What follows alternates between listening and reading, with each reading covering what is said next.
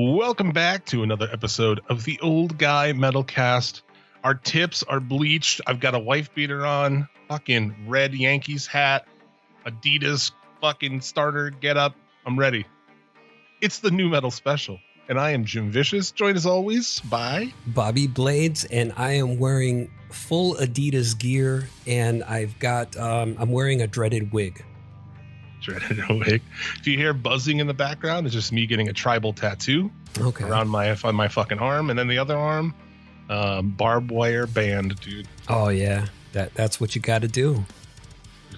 The new metal special. Fuck, I've been excited for this because as much as I am a death metal grind, all kinds of metal, I do fucking love new metal bands, and a lot of the real metal guys don't like new metal, never did, but we always did. I still do. I fucking love it. Yeah. Well, a lot of the metal purists would consider new metal as like the cancer that's eating away the metal scene. At the time, we fucked up. I was thinking about this week, 2000, I was in a crazy grind prog band, and like, what the fuck are we doing? We could have just started a new metal band and got signed to Roadrunner. Yeah, you would have been big. We were really fucking up. So let's get into it. We've got the bottom, we got the worst, our least favorite fucking new metal bands. We've got our favorites and a whole lot of honorable mentions. Oh yeah, a laundry list of honorable mentions here. Dude, I have a super long list of honorable mentions, but I'm sure we'll get into more of them. So yeah, let's start off. I suppose we should start off at the bottom. Yeah, let's start off with the worst. I feel like we have a lot of the same ones, probably in different order. We might, yeah. So I kind of mentioned this on our last episode, but dude, Let the Bodies Hit the Floor. Drowning Pool number 5. I hate that song. I don't know anything else about them. I just know I hate that fucking song, and I hate people that think that song's cool. Yeah, I wouldn't even consider Drowning Pool as new metal, really. Oh yeah, come on. They definitely are. There'll be a lot of that throughout this episode of me and you going, they're not new metal. Yes, they are. Yeah, I'm thinking new metal has a very definitive sound for me, and Drowning Pool just didn't have that. I researched bands. I researched online. I didn't pick a band that wasn't categorized as it. You know what I'm saying? Mm-hmm. So in the realm of the internet, people consider these bands now, when we get into the honorable mentions, maybe I'll just mention it now so I don't forget. I kept seeing Incubus, and I'm like, dude, Incubus is not a new metal band. Yeah, I'm looking at it right now. Being called that, but everyone says they're in the genre. So I didn't use them. They would have been in my top 5 because I hate to admit, but I love the shit out of Incubus, dude. Yeah. Anyway. Okay. So you're guys. Fuck that song. You go to a bar, and it's just mom rock. It's people who fucking. It's just white trash people, and they think it's awesome. Bodies hit the floor. It's like the fucking stupidest song. Oh shit. Yeah. I can definitely agree with that, but there was a time when it came out that I was into it for maybe about a month or two.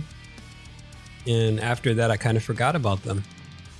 Yeah, everybody did. Well, their singer died shortly after that, right? Yeah. His body hit the floor. Oh, yeah. What happened to him? Drug overdose? I'm sure it was. I don't even know, dude. I didn't pay enough attention. I'll look while you tell us your number 5. All right. So my number 5 is Hollywood Undead. They're classified as new metal, and they're just not good. They never were. Like fucking ICP with guitars? Yeah, fucking. Basically, I remember they all wear masks. They got this goofy ass rap where they're not even trying to be ICP. They sound more like a bad version of Cottonmouth Kings, and they've got fucking auto-tune. I don't know. It's not good. Yeah. Wait, when the fuck did this guy die?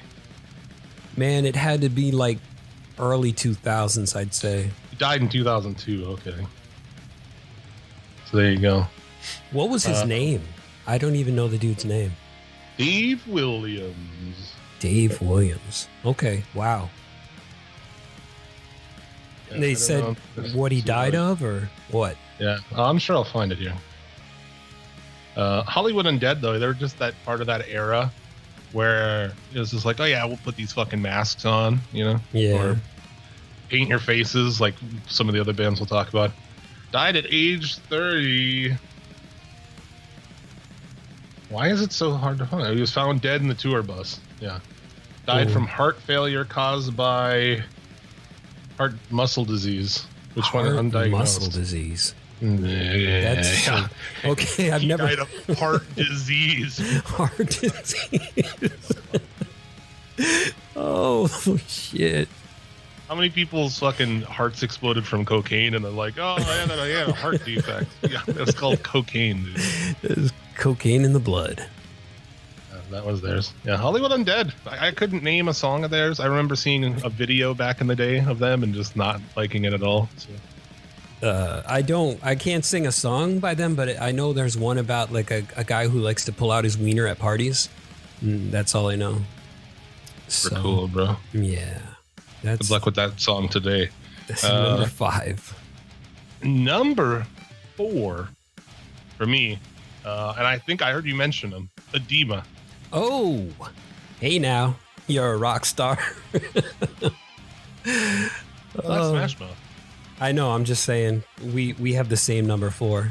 I couldn't name a Edema song either. I just remember hearing a song of theirs back in the day and just hating it. Thinking that kid's like, what's Jonathan Davis's half brother? Like, dude, if you're gonna copy my homework, dude, change it up a little bit. Holy shit. Oh, that's his half brother for real? Yeah, the singer of that band is his half brother. That's fucking hilarious, man. That band sucks. Oh, yeah. So my number 4 is Edema as well.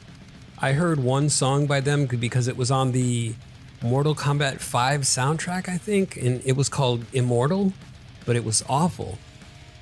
Yeah, they're a really fucking terrible band. I think they also wore the whole Adidas thing, did they not?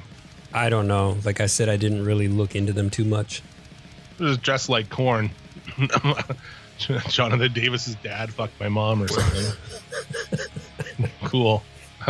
So yeah, 4, Edema, we concur. Yeah. Number 3, Trapped. Oh, are they really? Hold on, let me look here. QRST. Yep. All right, Trapped. Considered new metal. Yeah, they are definitely considered new metal. Oh man. See, I didn't listen to enough of them to even really form an opinion. Like, I remember that song Headstrong, and that was it. Yeah, for that song, there are other songs that they were fucking, that were hits. And also, because their singer's a fucking idiot. Yeah. And says fucking idiotic things. They got kicked off Twitter recently for, he was defending, like, rape, basically.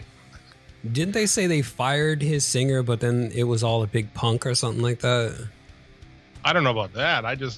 I saw somebody we mutually know shared a thing that kind of said they kicked him out, but I was like, there's no way. He owns that shit, dude. That's as far as I know.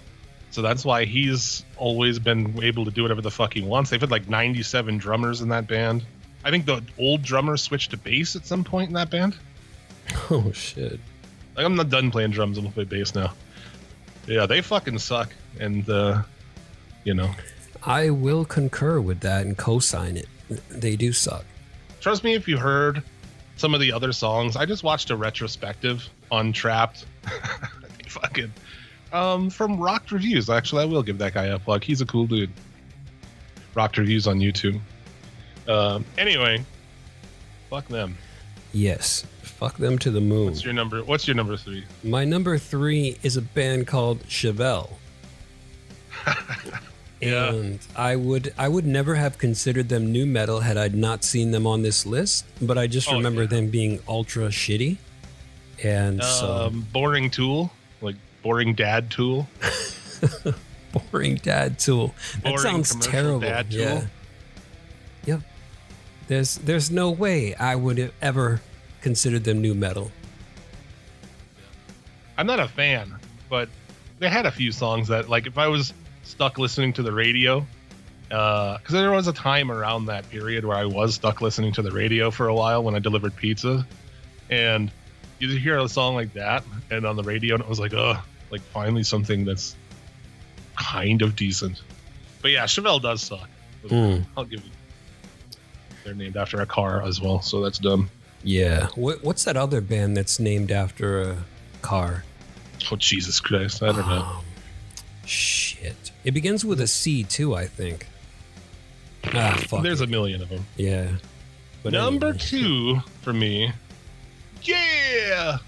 Limp Bizkit. Oh, we've got the same number 2. Again. Yeah. We might have the same number 1. Yeah. Before we started, you kind of briefly mentioned, dude, $3 Bill, y'all. Yeah. $3 Bill, y'all. Great That album. one. I Good. fucking like that album still. I remember when it came out, being like, this is some new shit. This is awesome, because we like, I always grew up liking hip hop and liking metal. So when that first came out, I was like, this is cool. The cover of Faith, I remember thinking was cool back then. Oh, yeah. We used to play the shit out of that song. Dude, right? So that album's cool. But after that, I'm off. That's it. Yeah. Maybe the next one, but probably not even. Fuck that one too, in my opinion. What was their second one? My second one was Limp Bizkit after 98 or 99, whenever their second album came out. So you like the first one or the first and the second one? Didn't really like the second one. The first one was I don't my either. shit. I like that song with Method Man on the second one. That's all I can say. That's kind of cool. But yeah, just fuck Limp Bizkit for a million reasons, dude. Woodstock 99 basically turning into a shithole because of all their bro fans. Fred Durst, just in general, just He was a tool. I don't know if he still is, but he was a total tool, man. His name is Fred, for fuck's sake. Fred, shut the fuck up. Nothing against people named Fred, but just not a cool name, dude. Fred. And he was a fucking pop icon there. He was like right there with the pop stars of the time. Limp Bizkit was, they were huge on MTV. Yeah. They'd be like hanging around with like Christina Aguilera and shit. Did he fuck one of those chicks? He might have. He probably did. That's pretty crazy. It's pretty amazing. You know what I used to hate is I wore the hats backwards, and I had the tattoos on the arms and the little goatee, and people would always call me Fred Durst, and I used to hate that shit. Yeah. Like, stop. Just stop, man. He wasn't cool at that time to me. As I say to anybody, it's like, dude, red hats after Fred Durst and Trump, red hats are never recover from this, man. Probably not, no. It's going to take a lot to bring those back. You can't wear. I wouldn't wear any red hat, period. Like, since Fred Durst, I wouldn't do it. And then this Trump shit, I will not wear a red hat. I don't care. I don't want people looking to see, like, is that a fucking Trump hat? Yeah, it could say Monster Magnet on the front and just let it be red. And people are like, that's a mega hat. It's just anything red hat. So, if I thought about it, I could come up with a ton to say about why they suck. But, dude, having a song that's a dance, rolling, like move in and move out, the hands up, down. They have a song about a fucking dance, like, dude. I don't know. Fuck next them. level fucking. And Scott Stapp wanted to box him. I remember the time because they had a beef. He'd talk shit on Creed and whatever. And Scott Stapp's like, dude, let's box for charity.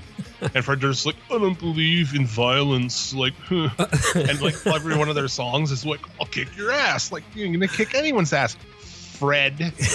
Give me something to break. A lot of their shit's like that. It's like, I'm going to, I'll smash your fucking face. No, you won't, dude. Yeah. I'll kick the fucking shit out of you, Fred. I'll knock that gay fucking red hat off your head. I would have boxed for charity, man. 100%. Stomp your dick into the ground. Oh, fuck shit. Fred Durst. Yeah. Fuck Limp Bizkit. Well, that's why DJ Lethal left them, I think it was. Or was it Lethal or did they have another DJ there? I can't remember anymore. So weird because pre-Limp Bizkit, dude, like I grew up hardcore House of Pain, dude. Yeah, bro. I built the house. I felt the pain. You know what I'm saying? And when he left, I remember when he left and joined fucking Limp Bizkit, like he's in a metal band now? Like what? Yeah, so. But that first album had us all fooled, man. We thought they were just going to be like really good.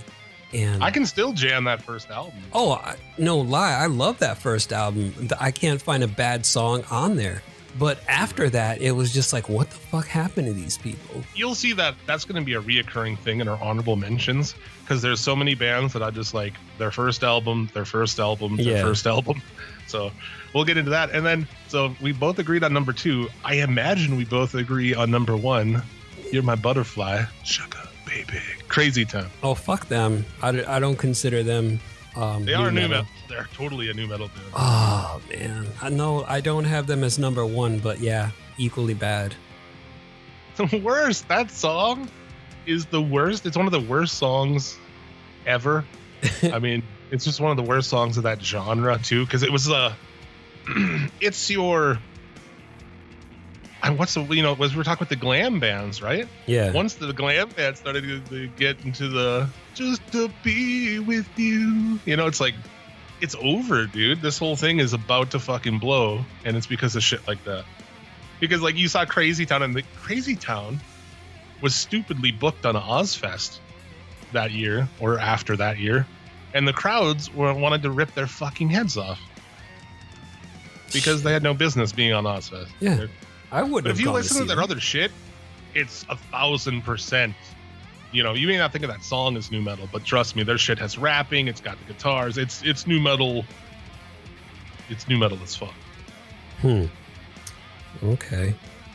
That band sucks. Yeah, that band sucks. And gotta say, what the fuck is your number 1? This might be unpopular opinion, but I mean, boy. Papa Roach. Fuck them.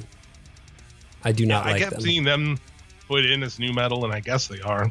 Because they had the whole screaming thing and the down-tuned guitars at one point. Can't remember what it was, but I thought of them as just another Korn clone. And I was like, no, just stop. They were a little more, they were kind of one of those two. They are new metal, but they were more like a punk-ish band, at their core. They weren't like... they're in the new metal thing, but they were punk. They didn't really embrace any of the things. They weren't super down-tuned, as far as I'm aware.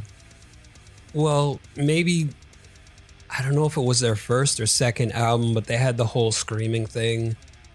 And then the kind of the soft-spoken and then back to the screaming thing. Or maybe I'm thinking of something else, but I definitely thought it was Papa Roach. Oh, yeah. I mean, you're Broken Home. Do you remember that song? Barely. It's the dumbest song, dude. Broken home, all alone. Like, what? You're like a grownish man, dude. Oh, yeah. Seriously. Like trying to capture that Jonathan Davis feel, man. Like, Daddy. Wipe the fucking mascara tears off of your face and fucking get over it. You're like 24, dude. Oh, man. So you were talking about Disturbed's first album, and I was like, all right, dude. Yeah, I remember that. I was gaming the other night. I was playing Rocket League, and I was like, I fucking hate Disturbed. They could have been on mine almost, but I was like, I'm going to listen to this first album because Bobby Blade said he liked it. And there's a song on there like that. It makes me so uncomfortable. He's like, I don't know. It's like he's getting beat by his mom. Oh, he's like, no, mommy, don't do it again. I'll be a good boy. Like people listen to this like through speakers, yeah, loud enough where other people can hear it. Like, is this serious? I stick with my thing that Disturbed sucks. Yeah, you're probably right, and I'm just trying to romanticize it as that point in time where I was down with them because I haven't listened to them in so long. Yeah, I've been preparing. I've been listening to just new metal pretty much for like the last couple of days. All of it, dude. All the albums that I'm going to talk about as honorable mentions, I gave them a spin and went back and was like, fuck yeah, dude. So. Oh, well, you did a lot more preparation than I did. I'm remembering it from like the last time I played it, and that wasn't it wasn't too long ago, but it was not like last week or anything. That's a reoccurring theme. That's not against you, that's against me. That's my just anal completionist sort of thing is like everything. I've over prepared as fuck for everything that we do on here. I've like spent a lot of time like researching and shit, like reading, and like I'm like ready, man. I could be like more prepared. Definitely. I could stand to be more prepared. You know, we're just two different kind of guys. Yeah. Like the Odd Couple. Yeah. We open the doors to our places and they hit each other. They were both in Grumpy Old Men too, right? Well, yeah, they were. Grumpy Old Men 1 and 2. Well, lesser 2, but definitely 1. Holy shit. One of my favorite comedies. Yeah, that shit was funny. Yeah. And was it 2 takes place at Christmas? Or no, the first one takes place at Christmas. Yeah. I'm going to have to go watch that again now. Funny as fuck. Drop that fish. Burgess Meredith as Gramps in that? He's the best, man. Anyway, sorry. This is a movie podcast. That's the only kind of I don't know. I need a movie podcast and a video game podcast. Yeah. You need... Well, I wanted to be talking some shit about video games, but I digress from that. Yeah. If I just make enough money from podcasting, I'll do 5 shows a week. I'll add a video game show and a movie show. I'll be on the video game show. I'm already doing a movie show. Doing way more podcasts for free than I like it as it is. So, moving on from the worst to the best. This is going to be interesting. The good stuff. I know some of you. I know definitely one of yours, possibly your number one, just based on knowing you. And they're not on my top 5 at all, so that'll be interesting. But let's go. Number 5 for me. I assure you, this is not on your list. Finger 11. Never heard of them, so yeah, not on my list. I should have sent these things to you. Well, if you know, you know. If you don't, you can listen to them. Finger 11 is a Canadian band. Their first 2 albums are some of my favorite records, like just ever. I love them for some reason, and their 3rd album's really good. So I took it by the criteria of they have 3 albums I really like, and that put them ahead of bands who didn't make it. Because a lot of other bands have 2 albums I liked or 1 album I like. So Finger 11, really good shit. Canadian, don't really have much screaming, more like yelling kind of, but really triumphant singing choruses, and I don't know. You probably wouldn't like them. No, I probably would, actually. Maybe. I'm not all about the screaming. It's just that some of the bands that I was more in my orbit, they did like the screamed and then the soft vocals, and so that was kind of the thing. Tip is a great album. Then they followed it up with The Bluest of Gray Skies. Grayest of Blue Skies? I think it's Grayest of Blue Skies. Just really good shit. So yeah, number 5, Finger 11. All right. Well, my number 5 is something that we both talked about. I don't know if it was during the last podcast or afterward when we were just texting each other. That is Nothing Face. Oh yeah. Quite a few good albums there. Nothing Face is my number 1, actually. Oh, sweet. My number 1 favorite new metal band is Nothing Face. So there you go. Dude, great shit. I don't think, to me, they don't have a bad album. Dude, Pacifier is great. All of it's great, man. I like all their albums. I think that they're really original kind of for new metal. Plus, they were super early. Their first album came out right around the time of the first Korn album. Yeah, that's right. Doesn't predate Korn though, but I think they're a pioneer of the genre. I think the only thing that predates Korn is Deftones. Does Deftones predate Korn? I believe that they were the first ones to come out. I don't know about that. That's interesting, I guess. But yeah, Nothing Face. And then I guess some of the guy died recently, didn't he? I think he did. I don't know. I didn't hear anything about that. Yeah. But I always liked them. I think they're... An old wine cabinet, said to be possessed by a demon, which invokes nightmares and physical harm. An island full of giant rabbits, said to appear once every 7 years off the coast of Ireland. A rural family that in the dead of winter walked one by one into their barn, but never walked out. The world is full of fascinating mysteries, and the Blurry Photos podcast sheds light on the darkest corners of the unknown. With a new storytelling-focused format, Blurry Photos brings legends to life and examines if there's any fact behind the supposed fictions. Join me, David Flora, as I explore the unexplained and explain the unexplored on the Blurry Photos podcast.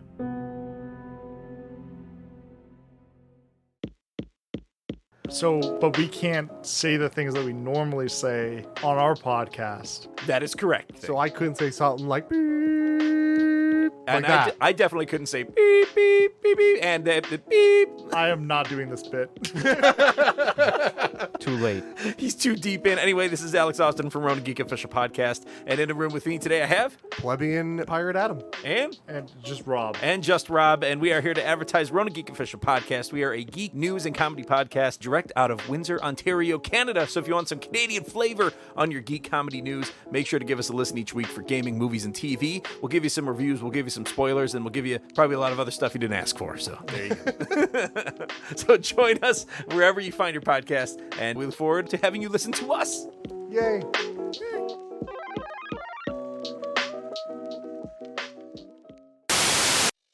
See here, we're gonna find out about this Deftones corn thing.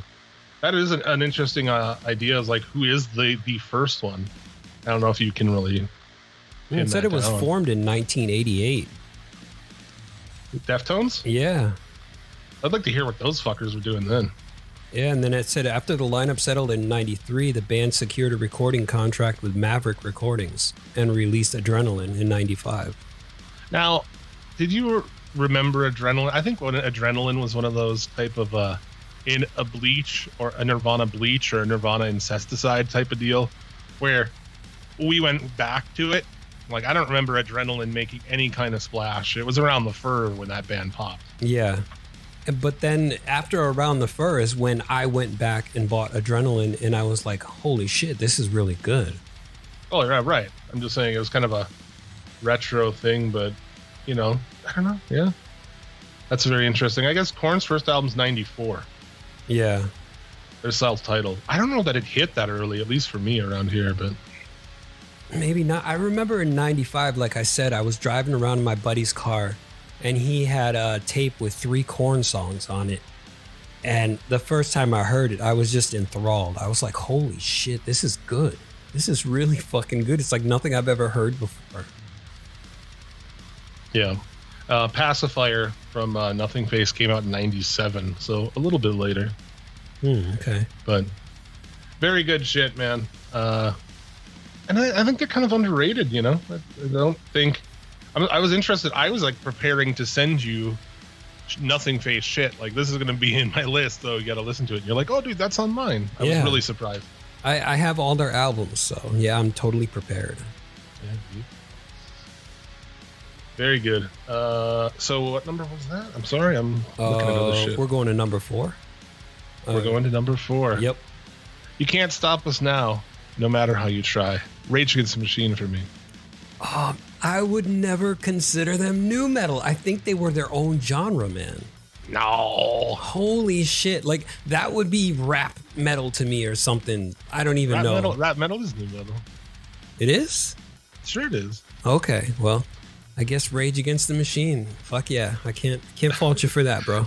You swap yours around now? You're like, didn't think of Rage? Yeah, definitely, man. They have the good heavy guitars, rap. They're definitely nu metal. Now, they were around that time too, right? 94? Oh, yeah. 93 even, I think, man. Like, when did the first Rage album come out? I am looking it up. We need a producer who looks these things. I know, right? Got to hire somebody and not pay them. I'm so baked I can't type fucking anything. So I like searched for it, and then it's like, wow, that didn't come up with anything. Oh, shit. But dude, Rage Against the Machine is fucking 92, great. Brother. 92. 1992. Yeah, dude. It probably even says, yeah. I mean, they're definitely nu metal. I would argue that one to the death. Okay. I like if it had just rap, like, because Zach De La Rocha is very, he's very different. He differentiates the band's sound and everything from anything else that was completely around at that time. And so I was just like, oh, these guys are, their own thing. And whereas like you have bands like Head PE or Downset who incorporated a lot of that stuff into it, but I would throw those more in the line of new metal bands because they also had like that funk influence and all the other weird shit that gets thrown in there. Oh, dude, Downset's definitely a new metal band in my book. Yeah. Well, that I had to ask you about that because I wasn't sure. I would say they are. What the fuck is with these? Like the discography is like not linked on these goddamn pages. It's so stupid. Are you on the Wikipedia? Oh no, I'm looking at something else now. Oh, just click on the names on Wikipedia and it brings you right to the discography. Right. Now I was trying to see like who people consider the first new metal band. Oh, okay. But no less. Yeah, so I got Rage Against the Machine. First album's great. Evil Empire, that was the first one I got back in the day. Well, I think when Bulls on Parade hit, and like I got Evil Empire, and then I went back to the first album and shit. Like that's great. The only thing with that band is they didn't do a lot. They kind of would like take a long time between albums. Yeah, and they only actually did 3, I think. There was the self-titled, there was Evil Empire, then there was Battle of Los Angeles, and the last one was like covers. It's true. You know, one other thing about them is that they didn't play a lot of live shows. Oh, they were very rare. Like, they didn't play that much. So that's interesting. Yeah, they did Battle of Los Angeles. Yeah, then a cover album. Yeah, that's it. And then they were done. Yeah, they were done. It's unfortunate. And then they were going to do this tour, and they got a lot of unjust shit from people about it. People were bitching, like, oh, tickets cost this much? Oh, I thought Rage... Like, dude, they're still going to make fucking money. Yeah. Fuck out of here, dude. You can be anti-capitalism and anti the fucking shit and still get money. Like, what the fuck? Yeah, shit. What do you think? People are just gonna... They're going to say, oh, come to my show for free. And why don't we... Tom Morello's supposed to live in a fucking tent in the woods for these motherfuckers? Get out of here, dude. He's going to be like Tom Green and drive around the country in a van. There you go. That's my my number 4. All right. My number 4 is another thing that blew me away. I believe it was either 97 or 98. The first Coal Chamber album. And after that, it was love at first listen, man. All the time, just playing Loco, me Loco. I saw them on that tour, but... So they're one of your favorites. Yeah. How many albums of theirs do you like? I like the first one. I like chamber music, and that's it. 2 albums. And they're that far up on your list. All right. I hated that second album. Oh, you didn't like chamber music? No, I didn't like it then, and I listened to it recently. I don't like it now either. First one's great though. I think on the third album, Dez was doing his Devil Driver mode, and he was just like, I don't want to be in this band anymore. And so he started just not doing the usual Coal Chamber type stuff. Yeah. Second album, they tried to like, oh, we have to expand it and whatever, and I didn't get into it at all. I thought it was still pretty new metal though. I saw them on tour for that first album, like when they were still barely fucking breaking. I mean, they were out and shit, but they were opening on some tour, and we saw them on a side date where they headlined. Yeah. But it was on that first album. It was 96, probably 97, probably 97. Okay. Early 97. Now, do you remember when they had that beef with ICP? They were on tour with them, and ICP and Sharon Osbourne were on the Howard Stern show, and ICP was completely shitting on them. They're like, yeah, we've got these goth kids who got their mascara all over the fucking stage and this and that, man. And like Sharon Osbourne was yelling at ICP. It was fucking funny, dude. Yeah, they had that big rival because she was their manager, and it was like, I don't know how that ever happened, where they got her as their manager, but it's like, that was the greatest idea ever. I wonder how much she took those motherfuckers for. Oh, man. Well, considering that they only made, 3 albums, and then some shit went down, and then their newest album sounds like a lost Devil Driver album. It doesn't sound like anything else. You've heard Rivals, right? Rivals? Is that their newer album? Yeah, that's the new Cold Chamber album's out like maybe 3 years ago. I think I gave it a shot. I didn't really. It must not have done anything for me. Yeah, I don't know. It didn't have the same sound. It just wasn't there. But anyway, yeah. So, what's your number 3? Number 3 is Slipknot. Oh, nice. I mean, dude, I ranked a lot of the shit, like I said, as how many albums of theirs I liked and how much I liked them and everything. So, yeah, these guys, I like every album of Slipknot, really. Like, if I'm honest. So, I still like them. I still like they put it. I thought that last album they put out, I dug it. I don't know. Slipknot, gets a bad rap from metal guys, but I always liked them. I saw them a couple of years ago live, and the show was fucking crazy and awesome. And so, yeah, I like Slipknot, dude. I don't know. Oh, yeah. They're different. They've always been different, and that's why they do a lot of different shit.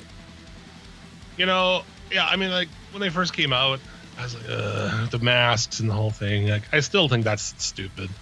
But it worked, I just always thought it was like a ploy, and dude, we'll talk about it with all these other new metal bands we're going to talk about. Yeah. They all had them, but but overall, you just can't take it away. They're one of the bigger, legit metal bands on the, Yeah, they're kind of Metallica status right now. They're well known. They do a lot of touring, and everybody knows who they are. Dude, when I saw them here. Like, it was a packed fucking house, man. It was, it was a big ass, more than a lot of people that I've seen here draw. Like, they drew more than Rob Zombie and Marilyn Manson did around the same time. Wow. Yeah, Slipknot's big, man. They're really big. Yeah. Especially like our age group, like, and everybody was in Slipknot, I think so. Yeah, around that time we were looking for something new. Yeah, and that was like more of the example of new metal where you hear it and it was just like, wow, this is awesome. A couple of my friends went to Ozfest at that time and didn't even know who they were and saw them on the second stage and came back like, fuck this band, dude. So I get it. You see them live, they got the mask, they're going fucking ape shit, they're hitting kegs and all that nonsense. So yeah, there you go. That's mine. Yeah, so unlike yours, it's not about the albums, it's the impact that it had on me at that time of listening. And so my number 3 is Mudvayne. And I can listen to all their albums. It's the later albums that really lose me, but I'd say the first EP, LD50, and the beginning of the end of all things to come are my 3 favorites, where it just hits me. The music gets me, the vocals everything is on point, and it's just like right there. And I can listen to that and kind of go back in time and feel the same way that I felt the first time I listened to them. I like those dudes, I guess. I mean, I like the LD50 and then the one after that, as you mentioned. And the stuff previous is good too. I agree with the same amount of albums. I like those too. They were big to a lot of people. I know, like my homie Matt, he just posted his on my page. I don't know if you saw it, but like to those guys, a lot of dudes I've been in bands with, like, they fucking love Mudvayne. And I was like, yeah. So a lot of people get into that shit for sure. Yeah, and LD50 is a great album. I'll give you that. Oh fuck yeah, dude! And the one after that's pretty good too, even though he kind of changed how he sang. Yeah, but it was very dark, and that's what I liked about it. Yeah, I'll give you that, because that was the thing with like LD50 was very just like goofy. Like that Dig song, I fucking can't stand that song. It's like it was written in a laboratory. You know what I'm saying? Like if they had better computer technology, it's like they fed all the things of new metal, into it, weird science style, into a computer, and it shat out fucking bum bum bum bum bum bum. And then with Terrence McKenna or Timothy Leary doing the little interludes and everything. I don't think it was Timothy Leary. I believe it was Terrence McKenna. It's like the happiest fucking metal song. It's like it's just so fucking happy. It's weird. Oh shit. You know what was cool though? It was like that one point in the song where it was like, let me help you walk the wrong way off the ledge. Let me help to hold the gun against your head. I was like, oh shit, man, this is fucking crazy. I don't think it came on. I remember at the time too, like hating them at first before like having to admit that I like the LD50. But they first came on like, oh, okay, these guys are fucking face painted. It's just like the gimmicks killed me in nu metal. It really did. I love it that they only did it for one album though, and they changed their names for that album too. Yeah. Like I think the lead singer's name was Gerg or some shit. It was just. Yeah, I mean, it kind of adds to the concept album, I guess. Yeah. I'm glad they did ditch it because it would be fucking silly otherwise. There you go. Mudvayne. My number 2 is probably a surprise to some, Seven Dust. Seven Dust. Oh yeah, they're good, man. I'm a big fan of Seven Dust. They have a few albums that I think are really fucking good. But I like pretty much every Seven Dust album. Some of their newer albums, you know, I mean, I like that shit, honestly. I'm a big fan of the first 2 albums. Like, haven't listened to anything past that, but the first 2 I really got into. 13 studio albums from fucking Seven Dust. Man. They've been hard at work. Yeah, definitely. But albums like, dude, Animosity is a tremendous album. It's one of those, that album actually for me is one of those like albums that it puts you at a time. You know what I'm saying? Like I throw Animosity in and it just takes me right to that fucking where I was. So, but Seasons, Next, I remember seeing them. I saw them on the Next tour. They opened with my favorite song off that album. So very good. Yeah. I like Seven Dust. Yeah, Seven Dust. Good choice. They're not bad choice, man. They're not in the low tier. There you go. If it's in your fucking bottom 5, we'd be in trouble. I almost expected it. I was waiting man. For you to I was Seven Dust. I was a Seven Dust fan, so I definitely was not in the bottom. But like I said, I like tons of their albums. I pretty much like all their shit, so they get number 2. Yeah. Good shit, man. Well, my number 2 and my number 1 you'll know because of course you do. I sent you the list. I don't know about that, but I knew your number 1 based on our other previous discussions anyway. Oh, well, I had sent you the list before, but it was just missing number 5. But anyway, my number 2 is Deftones. Yeah. I still think, even though they're completely different from what they were before, they're still good. I'm into it. Yeah, I think for me, like White Pony is the high point. And then probably Around the Fur and shit like that. Around the Fur is great. Even though what's before that, I forget what's the album before that. Adrenaline. Oh, Adrenaline. Yeah, that's good. That's great too. Mm-hmm. Yeah, like the one album had me scratching my head, which was Gore, and after that with Diamond Eyes and everything, and well, no, actually Diamond Eyes came first, and then it was Gore, and then the new one, which I forgot the name of, but it's still good, man. I'm into it.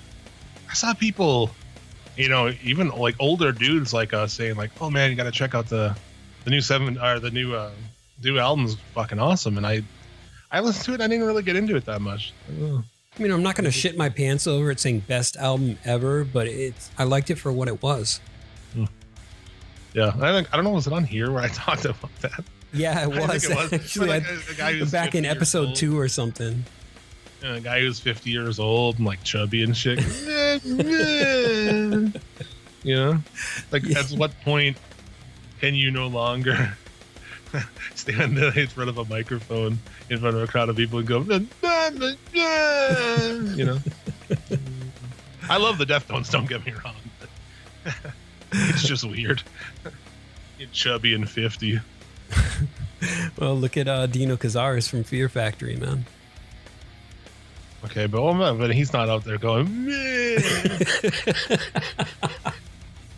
That's true. This is true. Yeah. That's like the whole point. It's not that he's fat. It's the fact that he's fat and going, man. You're killing me over here. So that's, but I do like him. I love I bury shit that I like anyway. Yeah. Well, my number one was Nothing Face, so we already did that. Okay, Nothing Face, yeah. My number one is Korn, and I think we've already gotten into that. Yeah. Yeah. I mean, they are the, there would be a lot of people's number one. I totally get it. Yeah.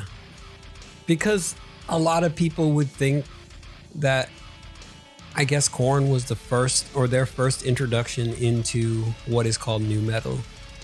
Yeah. So, it influenced a ton of motherfuckers. Yeah. I know dudes who are almost 40 years old now, and they're in metal bands and shit, and there's still the Korn influence there. You know what I'm saying? Yeah. As far as like gear and shit, like I know a bunch of guys. They used to play Mesa Triple Rex, which I believe Korn did, right? Then they start that whole thing. I don't know. I never paid attention to the gear. I think they did. And we're back in the day when we were still rocking like 6 strings or baritones tuned down and shit. Like they all of a sudden they had the 7 strings and shit. Okay. I don't know. Korn is fucking huge. Yeah, they had a lot of fusion in different styles and everything when they first started. Yeah. For me, it's 3 albums that I would say that I really like. I don't know about any of the other ones would be very meh for me. First one, Life is Peachy is the best one in my opinion. And I didn't like their 3rd album. I thought it was a fucking cocaine bullshit album.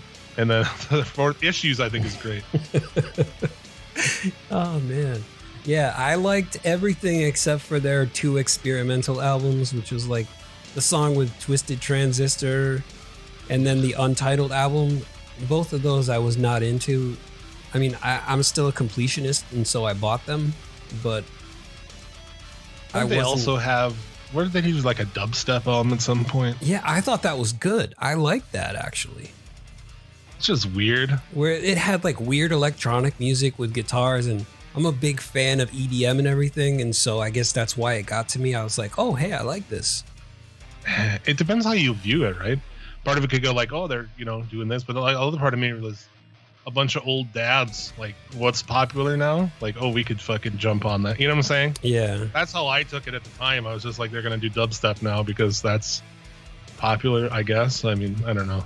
Well, I'm glad that they didn't stick with it. I think it was just, hey, let's do something fun and different, and then, go do another album. Yeah. I'd have to really go back and listen to some of like the other albums. I really dropped off on them. That 3rd one, I heard you chuckle when I was calling it a fucking Coke record. That's not what it is, dude. Is it the Follow the Leader? Yeah, Follow the Leader. Okay, I thought you meant Korn 3, Remember Who You Are. Oh no, what the fuck? That one was supposed to be their 3rd album, I guess. And the style that they wrote it was meant to be like, you listen to album 1, Life is Peachy, and then the 3rd one. Like, I guess they wanted you to listen in that order, but it's like Korn 3 didn't come out until 2010. So it's fucking weird. Well, why didn't you do that album then if that's what you wanted to fucking do? Instead of doing an album that was just like, we're making tons of money right now and doing coke, and these songs have no fucking balls to them. They're upbeat, they're happy, because these guys are driving around in sports cars doing blow. They're having the time of their life. God alive. I mean, it's that whole album to me is just very cocaine, and there's no real substance to it. It's all just surface to me. Yeah, I can see that, because it was definitely different. It didn't have the same feel that the other ones had. Yeah, I like Life is Peachy because it's dark and it's just fucking heavy as shit. Good God, that song is my favorite Korn song. And go figure, my favorite Korn song's the heaviest Korn song, but that song fucking rips. So yeah, you're not wrong, dude. You're not wrong. All right, and we've done the bottom, we've done the top. Let's talk about the big fat fucking middle. I have honorable mentions for days, dude. So we may as well just go through it. I'm sure we'll bring up, the bands that we're going to talk about. So I guess Cold Chamber was one of mine. We talked about them. Mudvayne. How about, you may not think of it as new metal, but they are Rammstein. I was in a quandary about that because on one hand, I was like, well, they came out around the same time. They had that very definitive sound. It was a little bit electronic. It was very heavy. And so I was like, should I consider them new metal or not? It was also equal parts homoerotic. But I liked it anyway, so that says something, right? I don't know. It was so good that I allowed it to be homoerotic. I liked it still. Oh, man. Yeah, so Rammstein, yeah, I would definitely put those on there. Dig, especially their big album that had, Du Hast and Dish. Yeah, that was the first album I heard. Was that their first album, or did they have something before that? Oh, they have a bunch of shit before that, dude. Okay. Yeah. I actually went back and it's pretty cool. Go to Spotify and go pre that album. They have some really interesting shit. So cool. I'm gonna check that out. But that even to later albums, like that fucking America song, it's so great. It's so just fuck America, but in the most interesting way possible. Yeah. All living in America. Just Coca-Cola is a lyric in it. It's fucking funny. It's just sounds to an untrained ear it's very pro-America, but really it's just a fucking mockery. It's awesome. You get the MAGA hats because the idiots were dancing to Rage Against the Machine in the street. So imagine them playing that Rammstein song while they're dancing in the street, and it's I fucking love Coca-Cola, man. America, we're all about America here. I don't drink. Well, the only thing I drink's Coca-Cola, man. Wake up, Coca-Cola. Got Coca-Cola in my blood.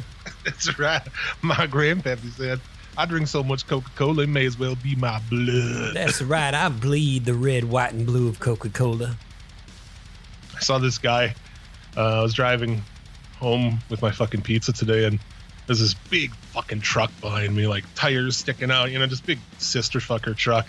And it had 2 flagpoles mounted on the back with no flags on it. And I was like, you suck my fucking dick. Ain't got no flags for the bowl, do you, boy? They got ripped down. Yeah, and Ross, did you ever see their videos, their music videos that are banned, but they're just pornography? They're just the singer, just fucking railing chicks? What? Dude, what?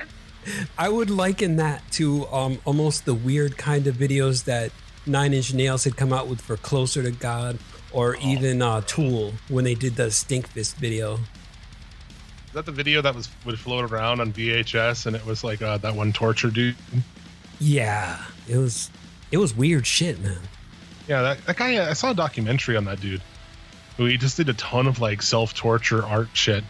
But I remember seeing that fucking video back in the day and being young, and then being holy fuck, man. I've never seen shit like that. A dude just chained up, being fucking tortured. Oh yeah. Fuck. And there was one part where he had his nuts nailed to a fucking ladder or something. Yeah. And that's what that dude did. That was insanely disturbing.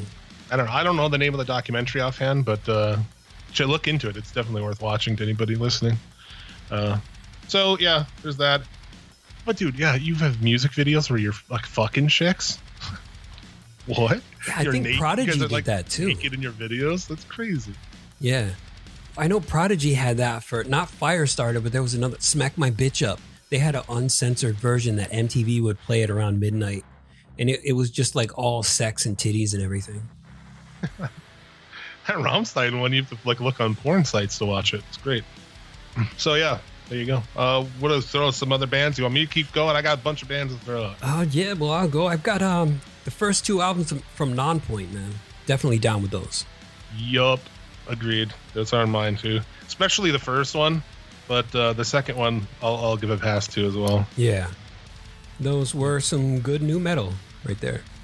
Yeah, I'll still rock that first Nonpoint album. Throw What a Day on and this is good. What a day, what a day.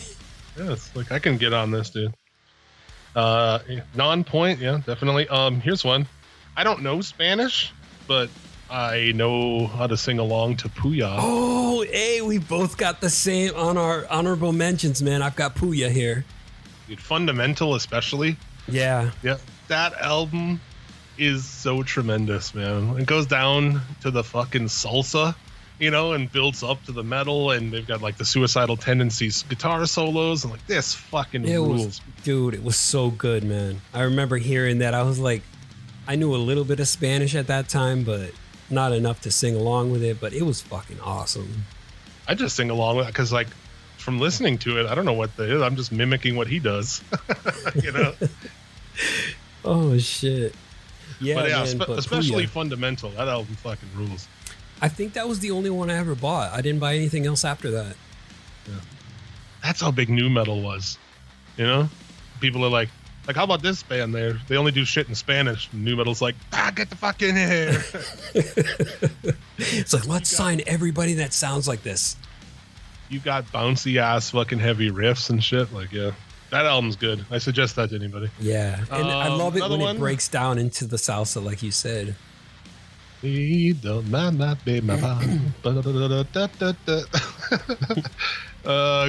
Chimera?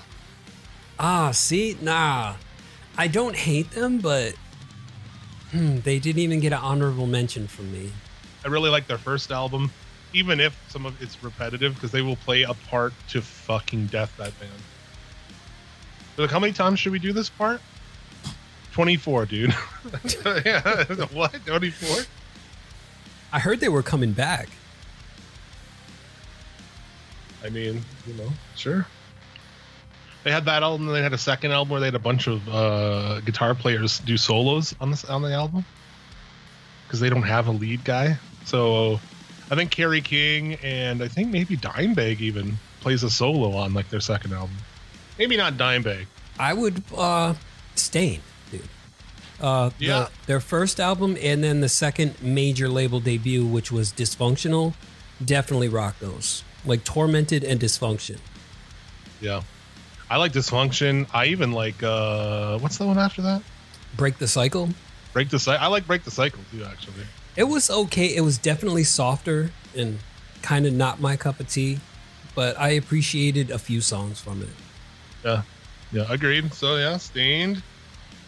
We were talking yesterday about Power Man 5000. Oh yeah, our favorite album is Mega Kung Fu Radio, dude.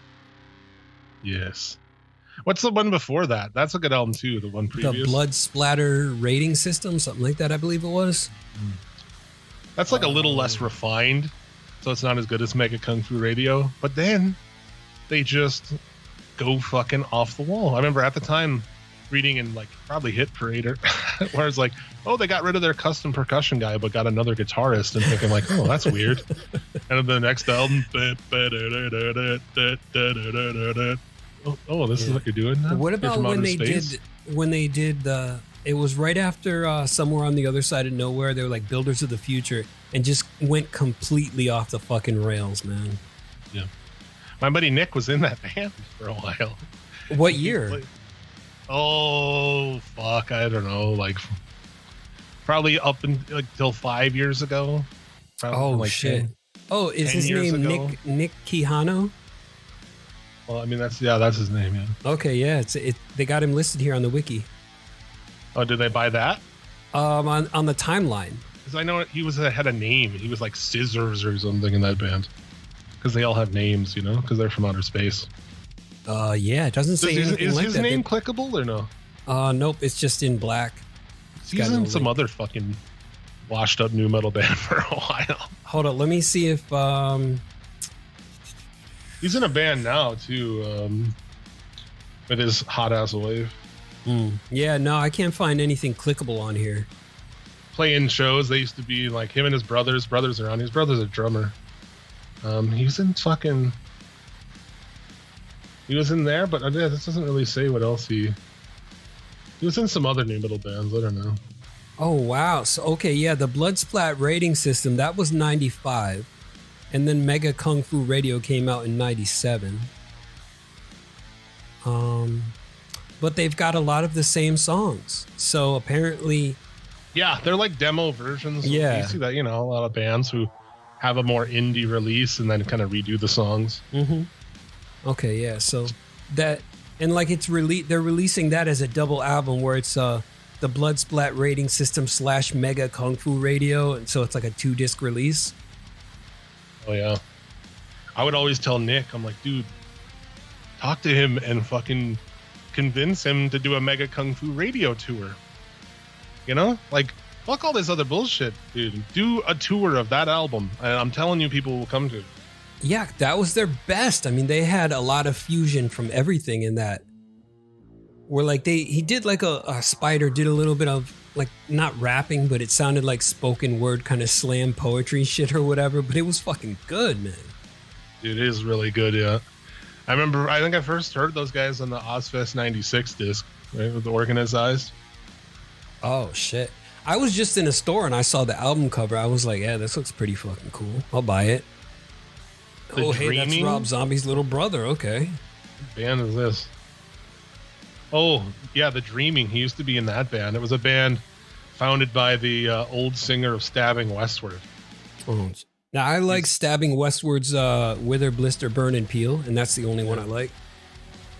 Yeah, Nick played guitar for just like a year or two.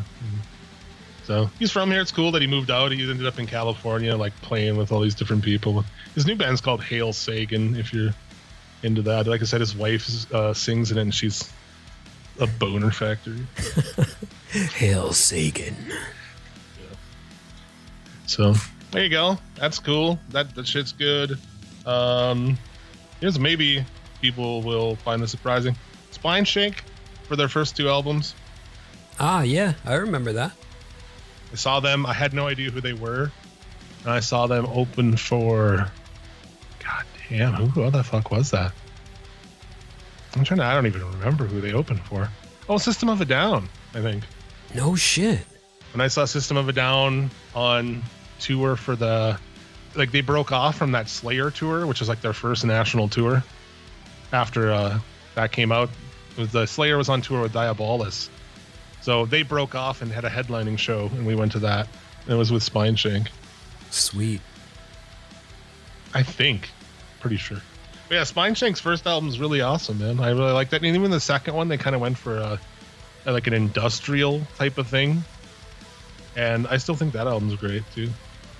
What do you think about Blood Simple? What do you think about Blood Simple? All them mentioned as a nu metal band, but I don't know. That's a stretch for me. If they're a nu metal band, fine. But I like them because I like their singer and yeah, he was in Vision of Disorder. One of my favorite bands ever. But yeah, they only had 2 albums, so I mean, you can't really get too far with them on that. But I thought they were good. Yeah, Spineshank 98, Strictly Diesel, and 2000, The Height of Callousness. Those are the best albums. I think those are the only 2 that I've heard. They put out other ones. I heard some of their shit recently, and I thought it was like pretty decent. You know, it was all right. So sorry, I got distracted. What were you taught? What band did you bring up? Oh, I just brought up Blood Simple. Oh, Blood Simple, yeah. That dude's from Vision of Disorder, and that's one of my favorite fucking bands. Yeah, hard as shit. So Head PE, or at least that album from '97, they're self-titled. Yeah, they're self-titled. Definitely, I would put that in the honorable mention category. Dude, that album's great. After that, they went sideways, but I love that album. If I Drop the Bomb, Pick It Up. Remember that shit? Oh, man. It's a good-ass album. What about all that other weird stuff they had going on, like, after the songs were over? Where they just had a bunch of different sound effects and, like, breakdowns and weird stuff. Yeah, I was fucking in bands that did that shit. It's just like, let's try to make as much noise as possible.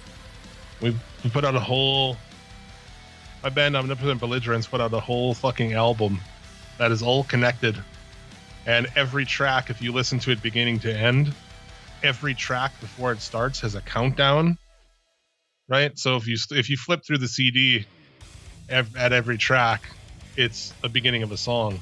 But if you listen to the album together, it actually does countdowns of like shit at the end before the track, and it's all connected. So if you didn't listen to the very end of the previous song, you'd miss this shit that connects it, you know? You got to send me those MP3s, man.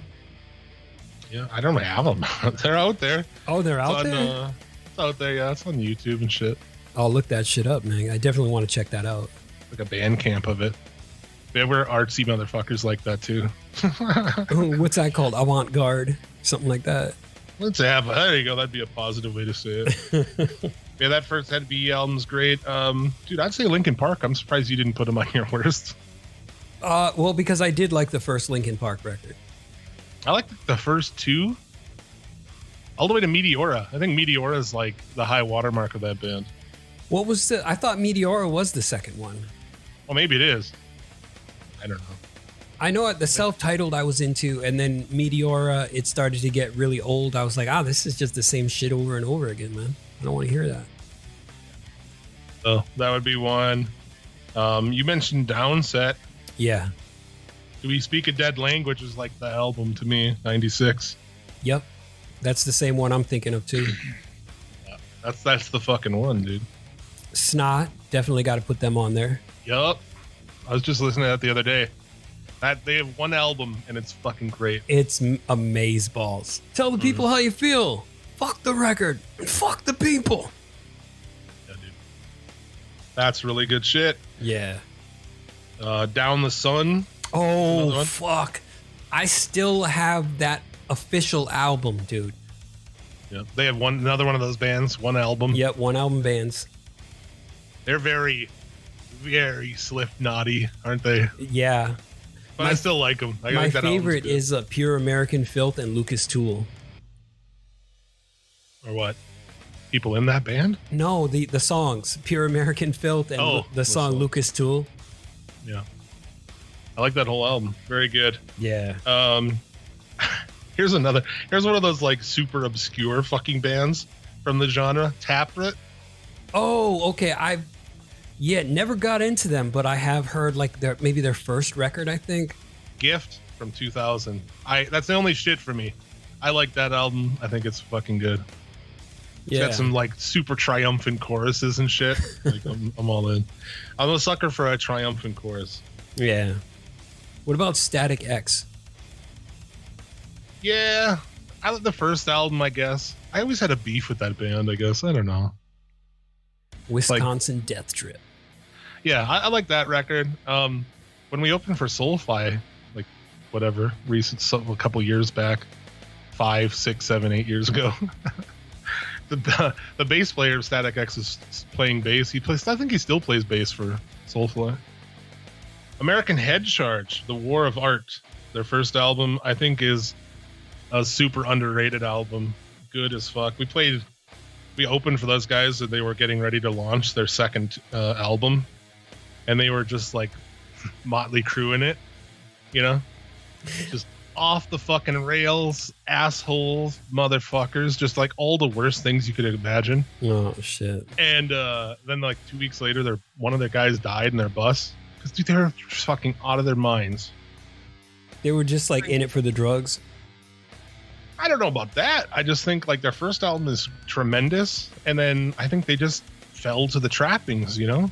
Yeah. As a lot of people do. You fall to that shit. And they were just off the fucking rails. Dudes are guzzling vodka and shit at like 2 o'clock in the afternoon during load-in. Wow. Okay, yeah. Yeah. And oddly, I don't know how they ever had that spot, but Candiria was opening on that. It was us, Candiria, and then American Head Charge. And we're huge nerds for Candiria. 300% Density is one of my favorite albums ever. So we're just like hard erections in our pants because we're playing with Candiria, and Candiria's right there. Did you guys go get an autograph? No, I think we played it so cool that we never said a fucking word to them. Wow. Yeah. But even though 300% Density, the album before that, at that time they were kind of going for they put out a new metal-ish album, like What Doesn't Kill You. But I actually really love that album too. But the singer started singing all of a sudden, you know, that happened a lot to a lot of metal bands, right? Where all of a sudden the singer, like Earth Crisis, the dude's trying to sing all of a sudden, like, oh yeah, goes from screaming to singing. Like, you didn't sing before, and it's weird.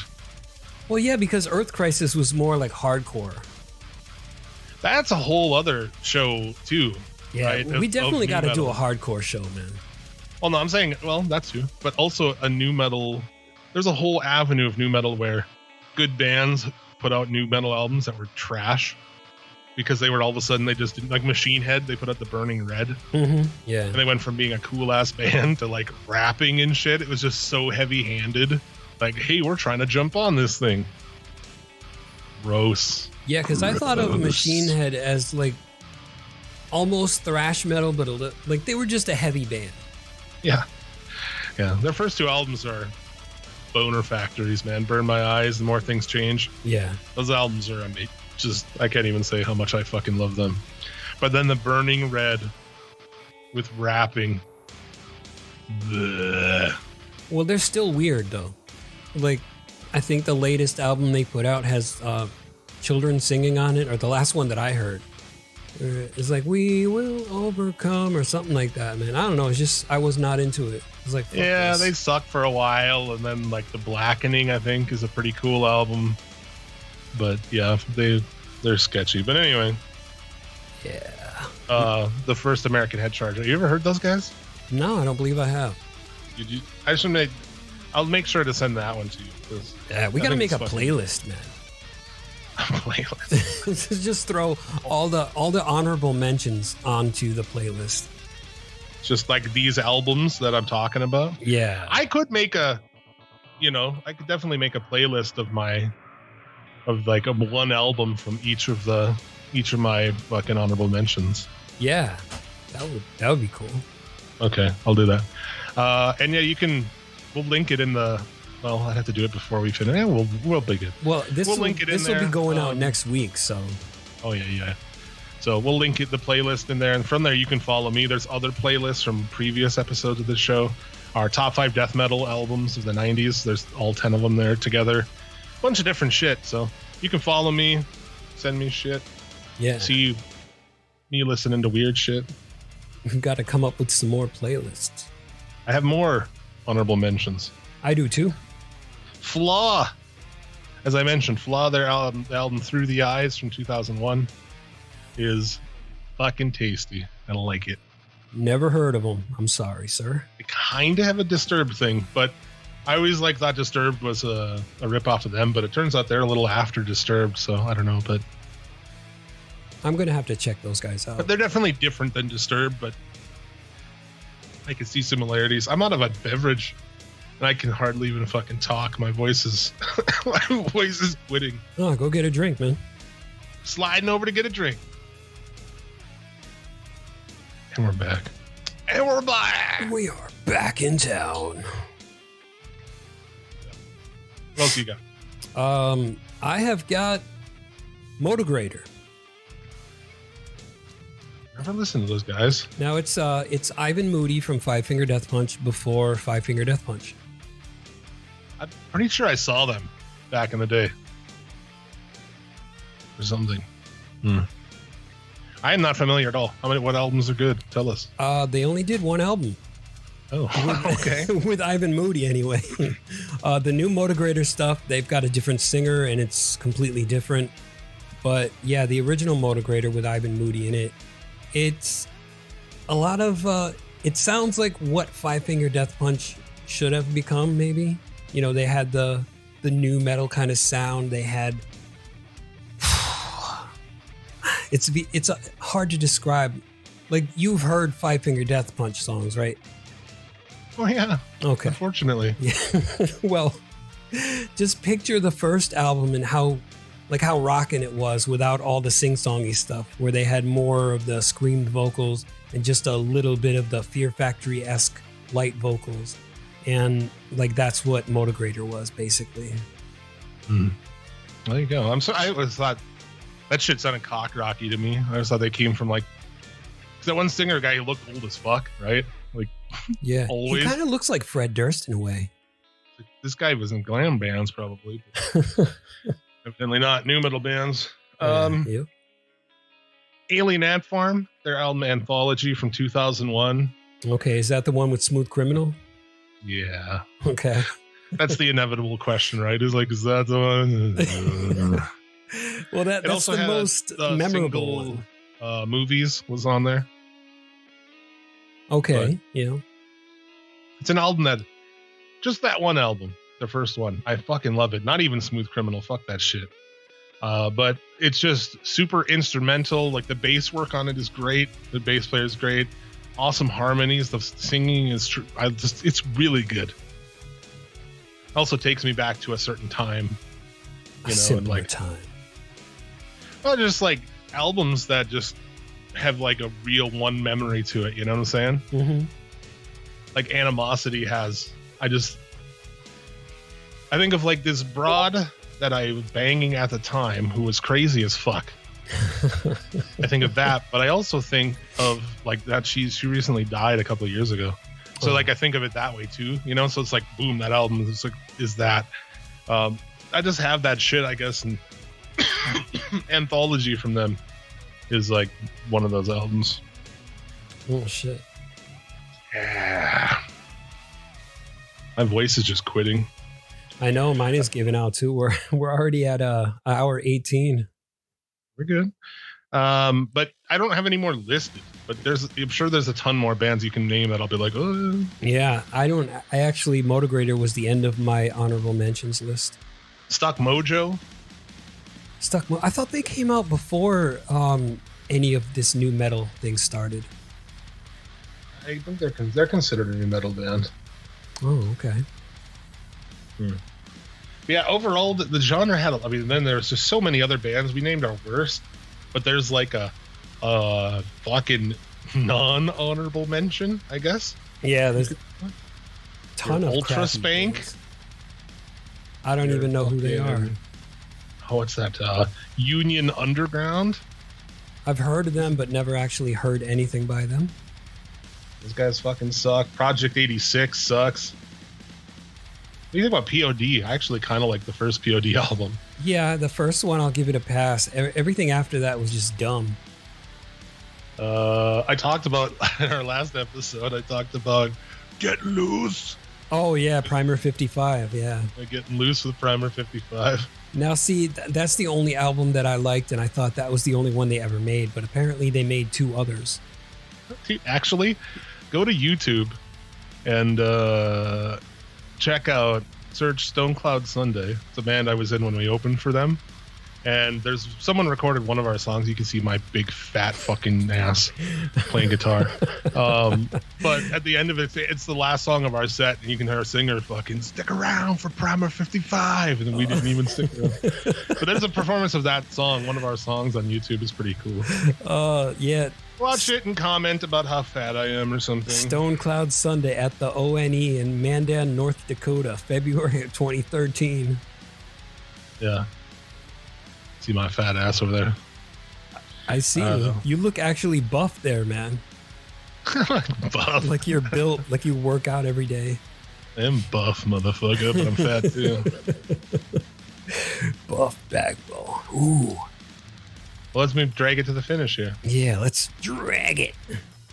That's it. I'm not going to say that we'll never talk about new metal again because we're probably going to talk about it quite a bit. So there it is. Each of our fucking worst 5, the best 5, a bunch of other ones. If you've never, maybe there's younger people. I feel like there probably are who didn't listen to this shit back then, who have a ton of shit they can check out now. Yeah, lots of new music. Go on Spotify, look it up.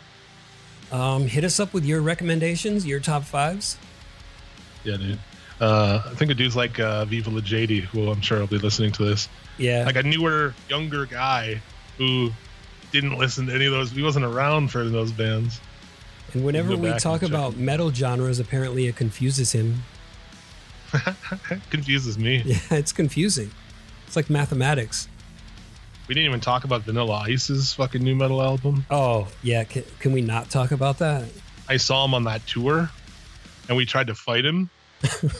Like the whole show, people were throwing water, cups of, not us, but people were throwing cups of ice water at him. And fucking after the show, like we just went to troll. We're just like, what do we do tonight? Fucking Vanilla Ice is playing. Let's go. Yeah, that was when the band was called V Ice or something like that, right? Oh, the band was just called Vanilla Ice. Oh, it's called Vanilla Ice? And they did a cover of Ice Ice Baby. Okay. This is a long-held thought of mine. I know you have to go, sorry. That if they would have named that band something, anything, and kind of spun it. But the singer is Rob Van Winkle in the side of the disc, and that would have been huge. People would be like, dude, the singer of this band is Vanilla Ice. Yeah, it definitely would have come out differently. He could have probably still done the metal version of Ice Ice Baby. Maybe. I don't know. My jury's out on that. But calling it Vanilla Ice and doing the song was fucking suicide from Go. So if they'd have done it the other way, I guarantee it would have got over. And they probably didn't come out with too many records, right? Like one. Just one. The thing that was crazy, we went really because Shannon Larkin played drums in that album. And Shannon Larkin played drums in Ugly Kid Joe, and he's a great drummer. I love him.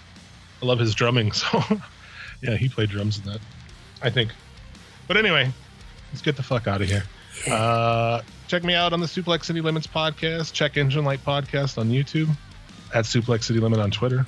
Yeah. Listen to me ramble on about lots of stuff on the Inhuman Cafe with Bobby Anthem and Jay from Conspiracy Cafe. That's about it right now, I think. That's it. Hope you enjoy the new metal special, and we'll see you again next time. Until then, hail Satan. And hail yourself. I gotta wash this bleach out of my hair. You've been listening to a Fourth Hand Joint.